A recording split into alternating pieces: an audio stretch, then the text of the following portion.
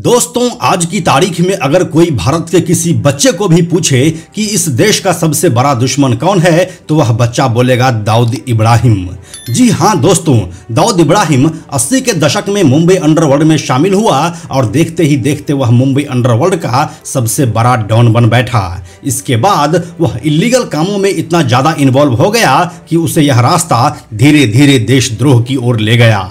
साल 1985 तक दाऊद के ऊपर इतने सारे केसेस हो चुके थे कि अगर उस वक्त दाऊद पुलिस के हत्थे चढ़ जाता तो वह शायद अभी तक जेल से छूटकर आजाद घूम रहा होता, लेकिन ऐसा नहीं हुआ और उस वक्त वह दुबई भाग गया। इसके बाद वहां पर जब भारतीय इंटेलिजेंस एजेंसीज ने दबिश दी तो वह फिर 90 के दशक के आखिरी सालों में वहां से भागकर पाकिस्तान में जा बैठा और आज 40 सालों के बाद भी वह भारत सरकार के हाथ नहीं लगा है।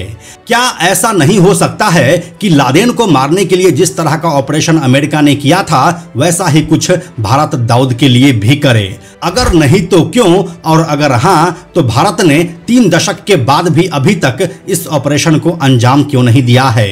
साल 2001 में लादेन ने अमेरिका पर अटैक किया था और उसके 10 सालों के बाद साल 2011 में उसने उसे पाकिस्तान में घुसकर मारा। जबकि दाऊद ने भारत पर साल 1993 में ही अटैक किया था तो भारत सरकार उसके लिए वैसा ही एक ऑपरेशन क्यों नहीं प्लान कर सका है?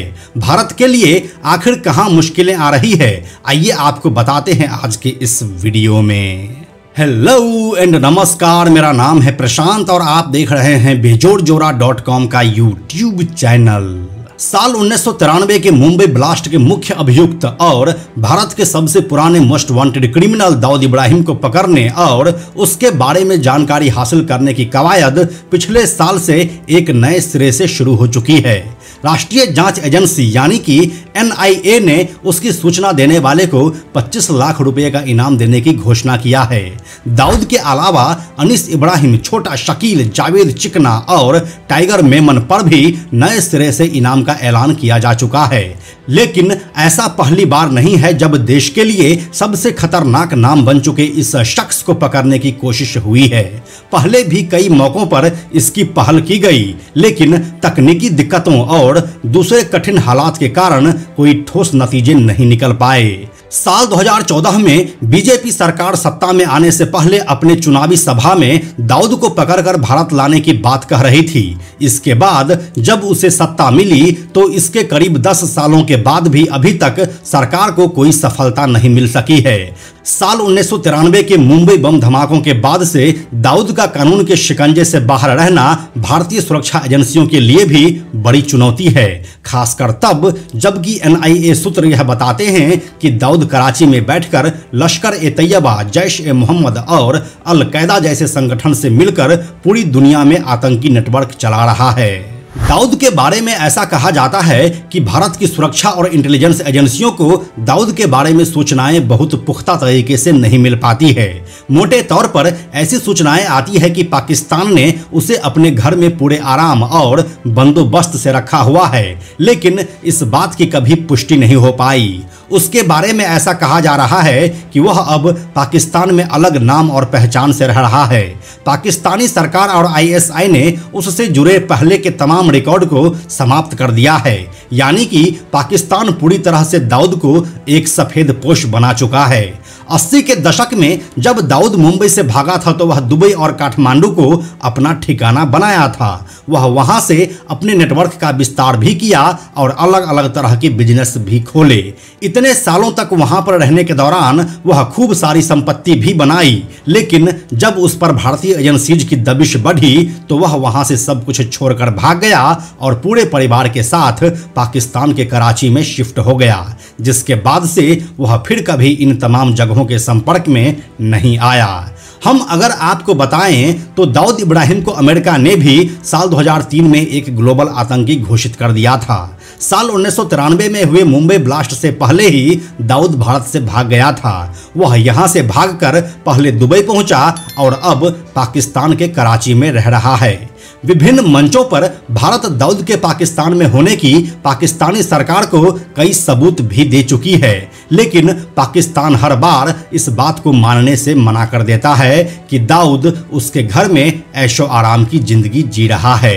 हालांकि पाकिस्तान ने एक बार इस बात को एक्सेप्ट किया था कि दाऊद हमारे यहाँ ही कराची में रह रहा है, लेकिन फिर इसके अगले ही दिन वह अपनी बात से पलट गया।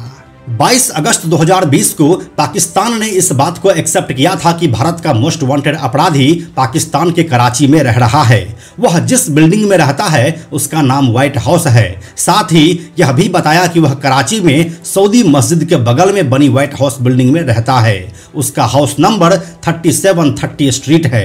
पाकिस्तान ने अगस्त 2020 में फाइनेंशियल एक्शन टास्क फोर्स यानी कि FATF को एक लिस्ट सौंपी थी।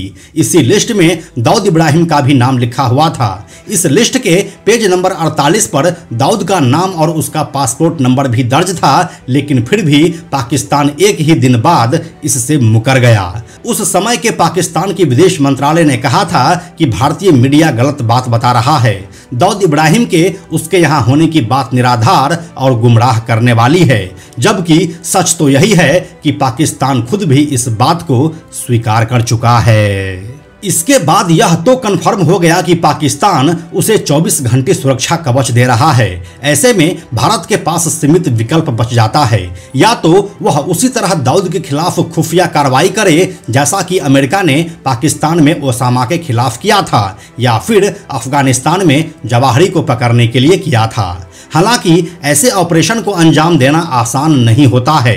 भारत सरकार के मंत्री और पूर्व होम सेक्रेटरी RK सिंह ने कुछ साल पहले एक खुलासे में कहा था कि साल 2005 में हमारी एक टीम दाऊद को दबोचने के बेहद करीब पहुंच गई थी, लेकिन मुंबई पुलिस से इस ऑपरेशन की बात लीक हो गई और इसके बाद इस बात पर काफी हंगामा भी हुआ था। RK सिंह के इस बयान की एक पूरी कहानी है जिसे हम जल्दी आपको सुनाने वाले हैं। वैसे तो इस बात को भारत, पाकिस्तान और अमेरिका सहित पूरी दुनिया जानती है कि भारत का most wanted man Dawood Ibrahim Pakistan में ही छिपा हुआ है।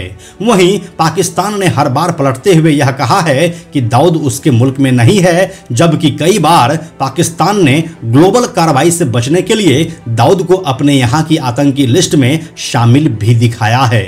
वैसे तो पाकिस्तान लादेन के लिए भी यही कहता आया था, लेकिन जब अमेरिका ने रेड किया तो पाकिस्तान पूरी दुनिया के सामने बेनकाब हो गया। ये बात भी सच है कि दाऊद इब्राहिम लादेन से ज़्यादा सेफ और सिक्योर जगह में रह रहा है, जहां पर किसी भी नॉर्मल इंसान का पहुंचना संभव नहीं है। कुछ रिपोर्ट्स तो यह भी बताती है कि पाकिस्तान के प्राइम मिनिस्टर से ज़्यादा सिक्योरिटी दाऊद के पास रहती है। ऐसे में अब देखना यह होगा कि भारत सरकार दाऊद को कभी वापस भारत ला भी पाती है या नहीं। वैसे देखा जाए तो दाऊद की उम्र अब करीब 70 साल की हो चुकी है और मीडिया के पास जो उसकी तस्वीर है वो करीब 40 साल पुरानी है। ऐसे में अब तो दाऊद को पहचान पाना भी लगभग नामुमकिन सा हो गया है। वैसे इस बात के भी पुख्ता सबूत नहीं है कि दाऊद अभी जिंदा है या मर चुका है, क्योंकि उसके मरने की खबर तो इतनी आसानी से बाहर आ नहीं सकती है, क्योंकि उन लोगों का धंधा ही ऐसा है जो खौफ के ऊपर चलता है।